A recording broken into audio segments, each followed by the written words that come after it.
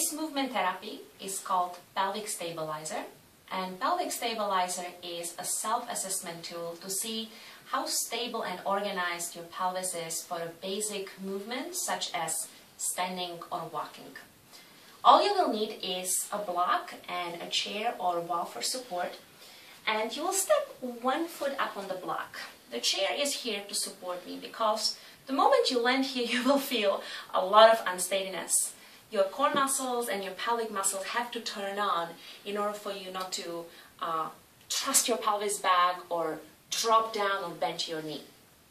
So your focus here is to organize the 2 feet so your pelvis can be absolutely impeccable, meaning the 2 pelvic bones, the 2 ASIs at the front of the pelvis, they are not uneven.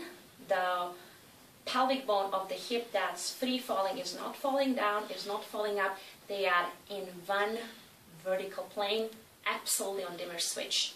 And depending on your own leg length, many of us have some level of leg discrepancies. That would mean that the free floating foot might be slightly bit higher than the foot that's on the block, or the 2 feet might need to be absolutely upright.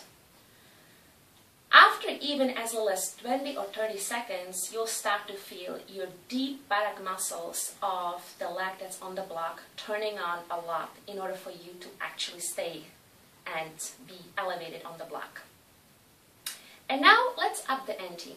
The pelvis is stable, the ribs are over the pelvis, the core muscles are on, and to create a motion of a pendulum-like swing. So when my hip moves forward, the hip moves in what's called flexion, partial flexion, and when the hip moves backwards, the leg is moving in the end range of hip extension. As the hip is being navigated through this motion, you want to pay an extra attention to your pelvis. So the 2 pelvic bones are still in one impeccable line, and also you want to make sure that there's no twisting or whole body movement. The movement comes really from the hip, and once again the leg that's being on the block is stabilizing you like crazy.